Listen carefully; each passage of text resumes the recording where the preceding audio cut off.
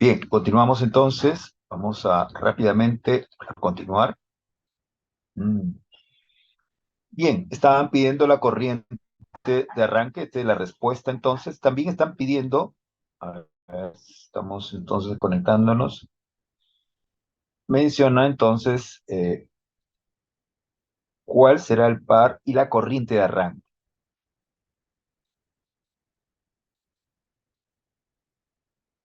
con la tensión asignada. ¿Qué corriente absorberá? Entonces, teniendo entonces la magnitud de dimensión acá de la corriente real que se reduce también del siguiente circuito tomando S igual a 1. O sea, necesitamos circuitalmente a determinarlo, ¿correcto? Bueno, vamos entonces vamos ubicándonos acá a la derecha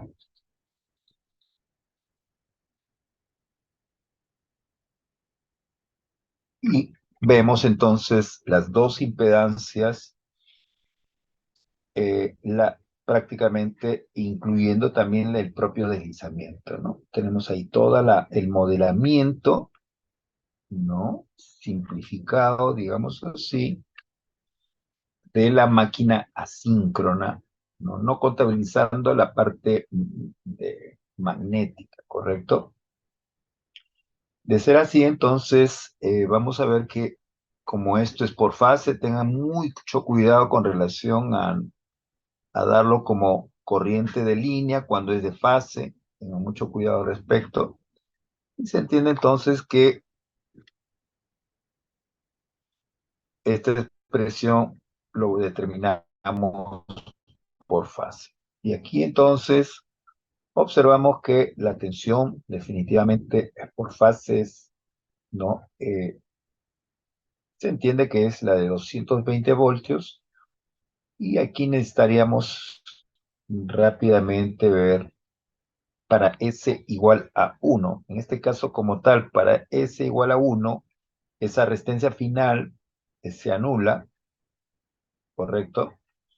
Y tendríamos entonces las resistencias totales del estator rotor más las reactancias también del estator y rotor, ¿no? Recordemos que es 0,5 y 3. A ver si recordamos acá.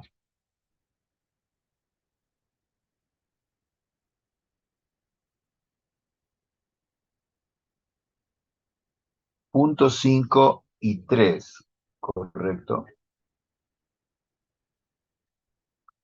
Punto 5 y 3, correcto. Entonces, de ser así, entonces se obtiene en la parte la corriente de arranque por fase, tendríamos, entonces determinamos a 36,17, y si queremos pasarlo a línea, que es lo que corresponde, sería entonces por raíz de 3. Uf, acá hubo un pequeño inconveniente, habrá que evaluar. Acá me puse.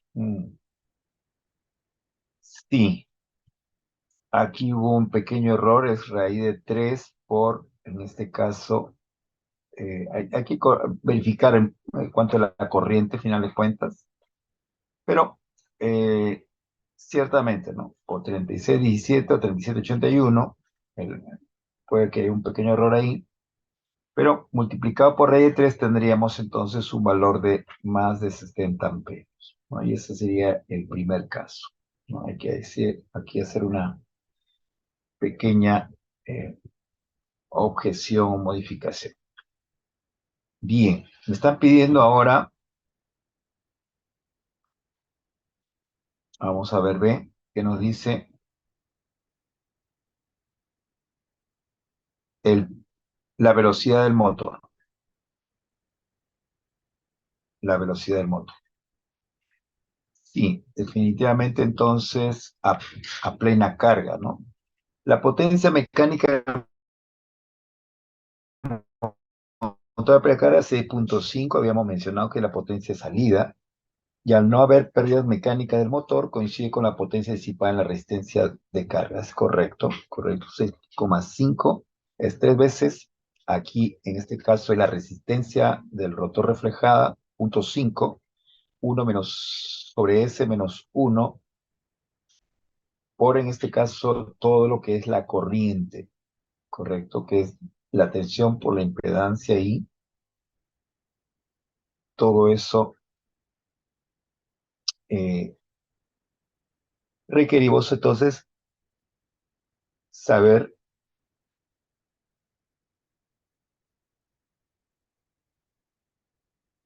cuánto es lo que están pidiendo, la velocidad, ¿correcto? La velocidad. Y necesitamos determinar aquí cuánto es el deslizamiento en realidad. Y se vuelve esta expresión interesante, ¿verdad? En vista que la potencia de salida del motor, lo que llaman potencia mecánica, si no existe pérdidas mecánicas, entonces sería la potencia útil, ¿no? Entonces, y al revés, ¿no? Si es potencia útil la que me dan, es la potencia mecánica. Y entonces esto sería a determinar cuánto es el deslizamiento. ¿Es correcto? Bien, aquí determinamos dos soluciones. Se entiende que estos son valores muy cercanos, muy bajos a nivel de magnitudes. Generalmente es 2-3%. Significa que el S2 sería el adecuado, ¿correcto? Para determinar a veces, saber cuál de los dos es, determinamos cuál es la punta, cuánto es el deslizamiento, ¿no? A, a condición crítica, en donde aparecen las condiciones estables e inestables de la máquina, el llamado deslizamiento crítico. Y bueno, hay una expresión que habla del famoso ST max, en la cual la máquina tendría que funcionar. Estamos hablando de esta expresión. Miren ustedes, aquí existe dos S y queremos determinar en cuál es la más adecuada realmente, ¿no? Entonces, queremos determinar primero el que hace posible que el torque sea máximo, y es a deslizamiento crítico. Al determinar esto, podemos saber que la parte operativa es la que acontece hacia el lado derecho. En este, la parte operativa de la máquina síncrona. En este caso, la parte de la izquierda no, en la parte que realmente no trabajaría. Entonces, aquí necesitamos entonces entender que tendría que ser como valor, como estamos hablando de S igual a 1, entenderíamos que el valor mayor al ST máximo sería el adecuado. Entonces aquí sale el ST máximo de acuerdo a la fórmula anterior, 0.083. Como tal, entonces, eh, podemos entender que el punto 19 no sería el adecuado, sino el punto, en este caso, entendamos así, que el valor sería el punto 0.2656 de la presión de la condición operativa normal de la máquina, mientras que entendamos que la S1 es un deslizamiento no optado realmente en las condiciones de operatividad de la máquina, en este caso, porque sería mucho, si este es el ST máximo, a torque máximo, tendríamos que no estaríamos trabajando bajo ese valor. Entonces tenemos que descartarlo y entonces determinamos que el valor final es 0.02656. Ese sería el valor de deslizamiento operativo. La velocidad, entonces, podemos obtener de la máquina, lo podemos determinar acá, y esta velocidad será 1460.15. Interesante, entonces. Por último, nos pide, una vez hallado ello, nos pide como último punto en el ejercicio el par a plena carga. Vamos a ver cuánto sería el par a plena carga. Bueno, definitivamente eso ya la fórmula la hemos presentado anteriormente. Se supone que el par a plena carga lo podemos determinar de la potencia de salida, ¿verdad? la potencia de salida dividido entre la velocidad angular en condición nominal o en condición de operatividad, ¿no? Y esa condición la hemos visto entonces, o la velocidad la hemos determinado anteriormente. Entonces podemos aquí determinar cuánto es el torque, ¿no? Si este es el caso, determinamos el torque que es 42,50. Y con eso el ejercicio concluido. ¿Alguna pregunta, alguna duda en relación a esto? Repito, en el caso de esta tendencia del torque, la zona que nos corresponde evaluar, ¿no? Expone que acá, a ver, entendamos, a ver, un ratito. Vamos a ver, un poquito más alto. Entendamos que nuestro trabajo empezaría acá, supone que acá el valor es 0,020 y tanto, ¿verdad? 0,020 y tantos. Entonces, acá se entiende que esta parte es la que,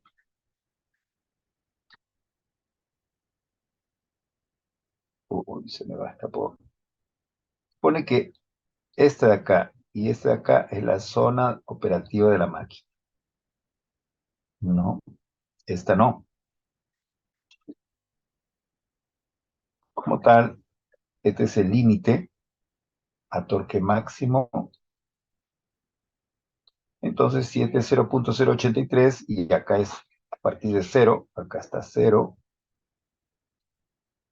y se entiende que el otro es 0,19, está avanzando, es de derecha a izquierda el incremento.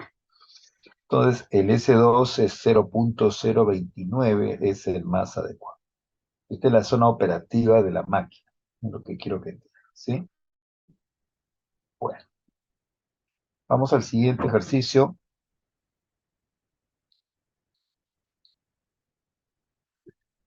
Vamos a bajar, a ver, vamos a cortar esto. Bien, el siguiente ejercicio, el motor de inducción trifásico de 25 HP 440, conexión estrella. Como ustedes están verificando, de alguna manera hay que tener mucho en cuenta el tema de la situación trifásica equilibrada de las máquinas, los conceptos de resistencias, bueno, en temas de cortocircuito, ¿no? La impedancia de cortocircuito, ¿no? Para el tema del arranque de la máquina. Las condiciones, si está en estrella o en triángulo, hay que tener el cuidado del caso, ¿no? La tensión de línea, la tensión de fases, muy importante recordar todos estos temas para el modelamiento por fase, y hay fórmulas que es la que hay que aprenderse, como la del torque, ¿correcto? Así que eficiencia, el tema de verificar si hay pérdidas mecánicas en función de la velocidad, también existe también situaciones, ejercicios que pueden tener esa variante, ¿no? Y el modelamiento, como hemos presentado acá, aquí otra vez vemos una máquina de 25 HP. Aquí se entiende que la potencia mecánica de salida. Su alimentación es a 440 en conexión estrella, 60 Hz, 4 polos, o sea que aquí me está dando una información de la velocidad síncrona. Nuevamente tenemos los parámetros, pero acá hay algo interesante. Acá ya se modela completamente la máquina asíncrona. Menciona entonces que los parámetros nos muestra de ese modo. Entonces, no siempre vamos a excluir la reactancia de magnetización. Acá la estamos incluyendo, ¿correcto? Y este es el modelamiento también clásico, completo. Faltaría realmente, sí, algún dato de la conductancia, pero bueno, tendríamos el modelamiento. Nos presentan el modelamiento. Dice, la combinación de las pérdidas mecánicas y del entrehierro suman 1250. O sea, que existe algunas pérdidas en el entrehierro, estator rotor, no lo están asumiendo todo en 1250. Es una máquina bien grande para que sean las pérdidas de 1 kilowatt, un poco más, y se supone que son constantes, correcto. Para el deslizamiento de 2,5, aquí me dan entonces el deslizamiento. Entonces necesito saber la velocidad síncrona y puedo obtener la velocidad del motor.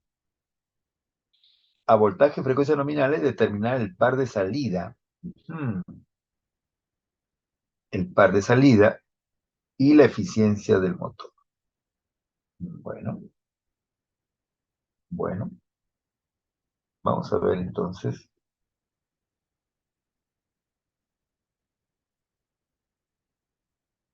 Vamos a ver cómo se determina el par de salida.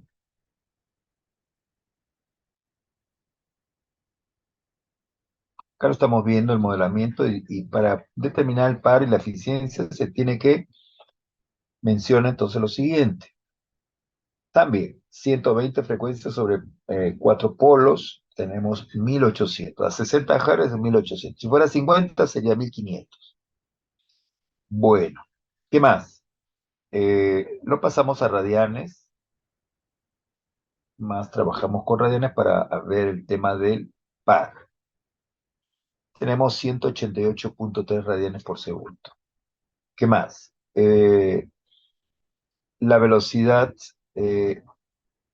1755, vamos a ver, de acuerdo al 2,5%, podemos obtener 2,5%, podemos obtener el 1755 RPM. Bueno, asimismo, hay un tema de esa velocidad, la llevo también a radianes por segundo. Una cosa es velocidad síncrona, otra es velocidad propia del rotor, 183,8. Y entramos entonces a obtener el modelamiento en la parte circuital por fase. Vamos a ver entonces lo que corresponde a la parte rotórica. En la R sub R', la reflejada, sobre el deslizamiento más JXR, lo tenemos, la impedancia de la parte rotórica, por dato lo tenemos. Aquí vemos que de alguna manera tenemos que hacer la necesidad de conocer la corriente, ¿no? Porque si estamos necesitando hallar, a ver, atención, ¿hacia dónde vamos? Determinar el par y la eficiencia. Bien, el par y la eficiencia. Vamos a ver el par y la eficiencia. Sí, necesitamos llegar a la entrada, ¿correcto? Vamos a ver. Tenemos que hallar los equivalentes. Porque si tenemos la salida, en realidad. Acá tenemos 25 HP. Necesitamos hallar para la eficiencia, necesitamos hallar la entrada. Y el par, definitivamente, en un rato lo sacamos. Si tenemos el deslizamiento, podemos hallar incluso hasta el par. Continuamos. Entonces, aquí, según el modelamiento, tengo que efectuar lo siguiente. Atención. Aquí tengo que trabajar poniéndolo en paralelo la impedancia reflejada del rotor con la impedancia de magnetización y luego esto se sumaría. En el desarrollo no aparece esta suma, pero sí el equivalente se va a obtener. Acá aparece El Z total realmente llega a determinarse que es 1292, se ha incluido, no aparece, pero se está incluyendo la impedancia total. Y tenemos entonces la tensión de fase entre la impedancia. Obtenemos la corriente en el estator, cerca de 20 amperios a un ángulo de 30.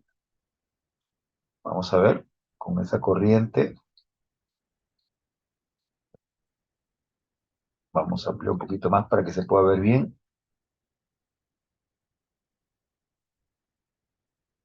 Utilizando el ángulo de la corriente, acá está el ángulo de la corriente, atención, menos 36, se tiene la potencia real de salida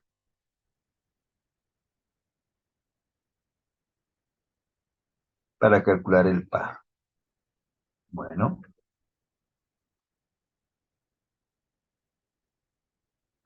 acá hacemos un balance.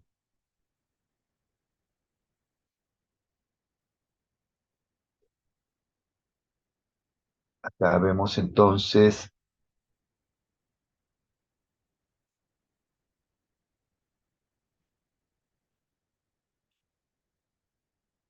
determinamos cuánto es esa potencia de entrada, 3 veces la tensión de fase, la corriente de fase, ¿no? Por el factor de potencia. Y tenemos la potencia de entrada, definitivamente en este caso sería la potencia total ya, porque es 3 veces ya. 12.075 obtenemos la potencia por el factor de potencia y la corriente y la tensión. Tendríamos ahí la potencia de ingreso. Luego vamos a ver que la potencia o las pérdidas en el estator, que es esa corriente elevada al cuadrado por la resistencia del estator multiplicado por 3, tendríamos 580. Vamos a determinar las pérdidas, en otras palabras. Las pérdidas en el rotor también, entendamos que las pérdidas en el rotor también tendríamos con la misma corriente, tendríamos dicha, a ver, vamos a ver un ratito. Ah, no, acá tendríamos que tener mucho cuidado con respecto a la corriente, correcto. Acá tendríamos que tener mucho cuidado con la corriente.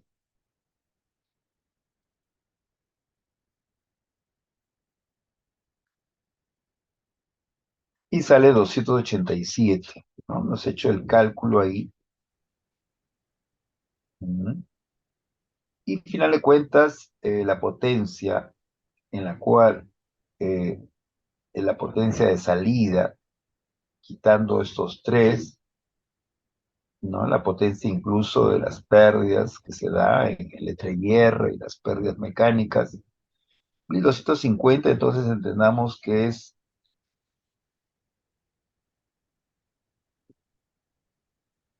a ver, un ratito,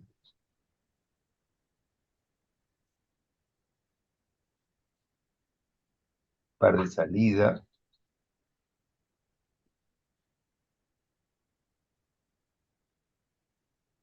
Acá está, 1250, ¿no? Nos había dado datos de que las pérdidas en el entrehierro y mecánica es 1250. Retirado 1250 sale la potencia final de salida 9.9.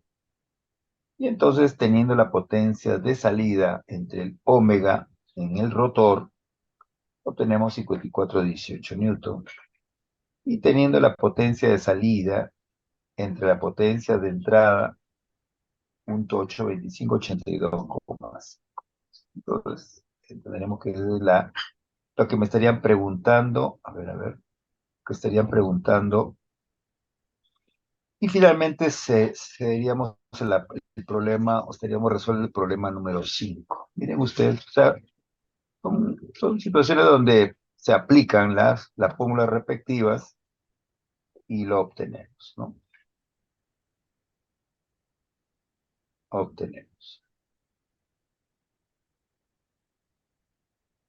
Vamos al último ejercicio. Vamos al último ejercicio, jóvenes. Vamos a ver. Un motor de inducción trifásico de 5 HP, 220, 4 polos, ¿no? La información clásica dice, fue probado y se obtuvieron los siguientes datos. Bueno, a 1710 revoluciones por minuto. Se trabajó a una velocidad, ¿no? Las pruebas. Prueba de vacío y las pruebas bajo carga. Aquí no habla de las pruebas de rotor bloqueado, pero sí a condición no bajo carga se da entonces la a 2 a 220 voltios, o sea, uno es con carga, el otro es en vacío. Interesante.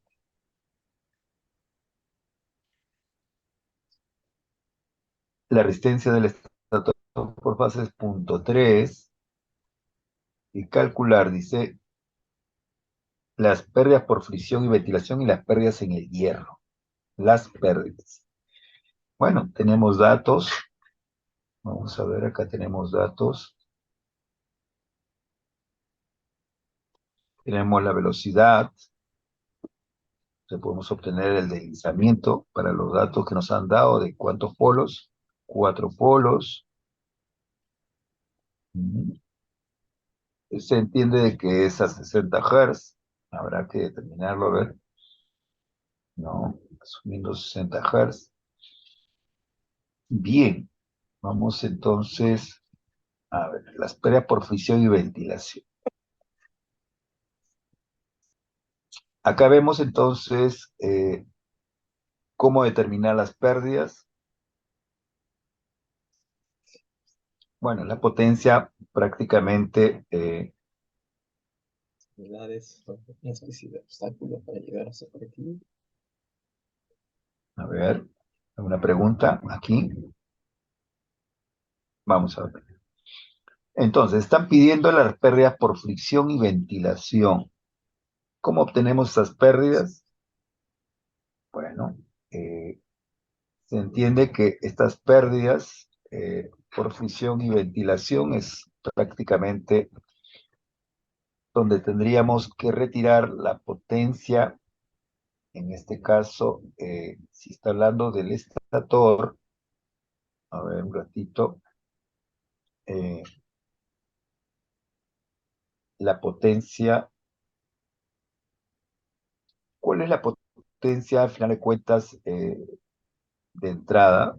Supone que las potencias, aquí no está indicando la del rotor, pero está indicando los 300, a ver un ratito, muchachos, un ratito.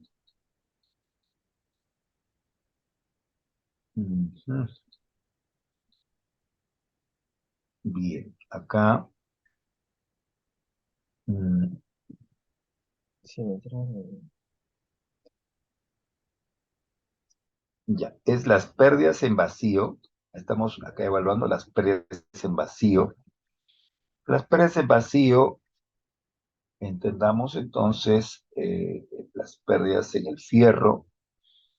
Ahora, con las pérdidas totales incluidas también, las pérdidas que se están dando por fricción, ventilación, totales, pero le está descontando ahora las pérdidas, está descontando entonces 3 veces la corriente y la resistencia, ¿no? Ligada al estator.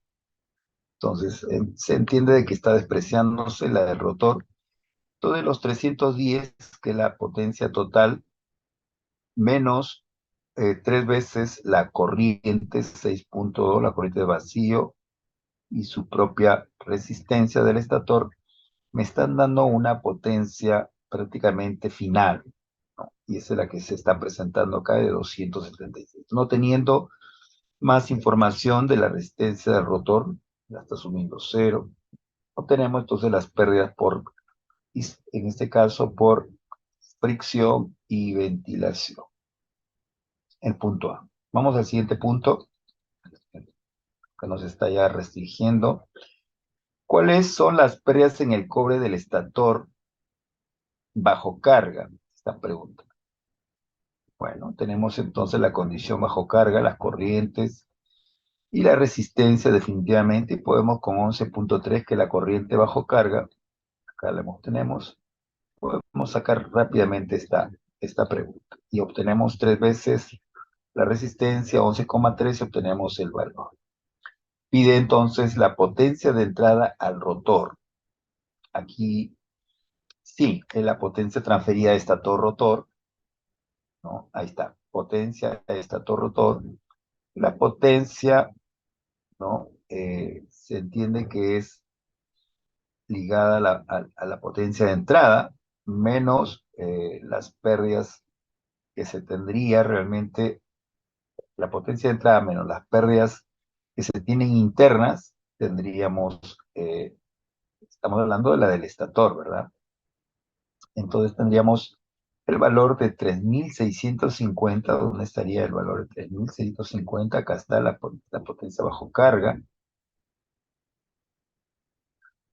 Y si retiras entonces las pérdidas que deben ser constantes, 276, y la que es ligada a las pérdidas en el cobre en el estator, tendríamos la potencia que está saliendo al rotor. A pesar de que debería ser en realidad, a ver, aquí, de entrada al rotor. Fricción, ventilación. Ciertamente, ¿no? Le estamos quitando acá las pérdidas y tendríamos la potencia de entrada al rotor. Aquí hay un tema que sí, pues, se le está excluyendo las pérdidas, ¿no? En el fierro, digamos así, y las pérdidas por fricción que se estaría dando. Bueno, al final de cuentas, obtendríamos entonces ese valor. Y finalmente me están pidiendo las pérdidas en el cobre del rotor bajo carga. Aquí nuevamente la fórmula, ¿no? Las pérdidas en el rotor es el deslizamiento por la potencia, a ver, digamos así, claro, las pérdidas en la parte rotórica es igual al deslizamiento por las pérdidas de entrada estator-rotor. Sí, lo que hemos visto en el primer ejercicio, ¿no? El deslizamiento no los podemos obtener, lo hemos obtenido de 1800, sale el 5%. El deslizamiento por las pérdidas de entrada, importante acá el anterior, 3.259, nos da unas pérdidas en el rotor de 163. Miren ustedes, bajo carga, se entiende que en la parte rotórica, no, bajo vacío nos estaría dando, ¿no? Y bien, hay una final, vamos a ver, nos dice ahí, ¿cuánto es la potencia de salida en el rotor en watts? Bueno, las pérdidas de salida, aquí es donde ya estamos obteniendo las pérdidas de entrada, estator-rotor, menos las pérdidas de rotor en la potencia de salida. Así que tendríamos entonces, en las condiciones, entonces, en bajo carga, quitándole 163, que lo hemos obtenido acá arriba, obtenemos 3.096. Al final de cuentas nos pide la eficiencia, 3.096 entre 3.650. Bueno, lo hemos entonces obtenido las pérdidas, 3.096, la más baja entre la potencia de entrada, en la cual lo hemos visto en las pérdidas en el bajo carga, 3.650. Y entonces tendríamos resuelto la eficiencia, obtenemos que es un 84.8%. ¿Cuánto es el factor de potencia? Me han preguntado acá como parte final, nos quedan 4 minutos. Sí, también piden el factor de potencia de la carga. Si estamos entendiendo que en este caso, el factor de potencia de la carga, cuánto es la parte final circuital, aquí sería la potencia de salida, 3.096, entre 1,73, 2,20, casi al final, ¿no? ¿Cuánto sería el factor de potencia? Eh, Acá entendamos que es, a ver, raíz de 3, claro, con la eficiencia de 0,8, a ver un ratito.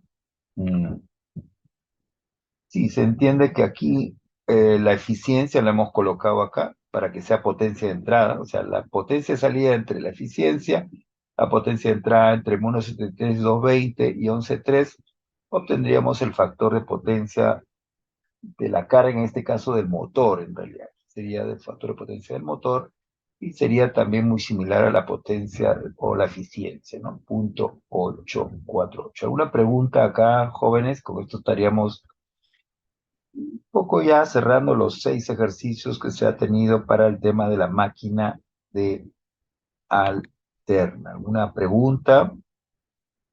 Creo que con esto estaríamos de alguna manera alcanzándoles a ustedes. Lo voy a colocar en el perdón, en el Google del grupo, esta, estos videos, estos registros del Zoom, ¿no? Esta reunión que hemos tenido del Zoom, no ha habido mucha asistencia, pero sí es necesario que lo tengan presente entonces para la siguiente práctica. ¿No hay preguntas al respecto?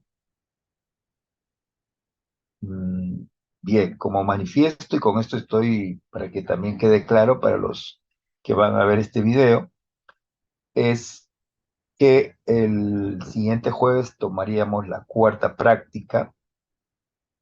El Asimismo, el próximo sábado, en vista que ha habido una clara situación en donde los alumnos no han podido asistir este sábado porque lo tenía previsto para hacer la práctica de laboratorio, este sábado no han solicitado de que no se va a poder por la cantidad de personas que han salido de viaje, según manifiestan.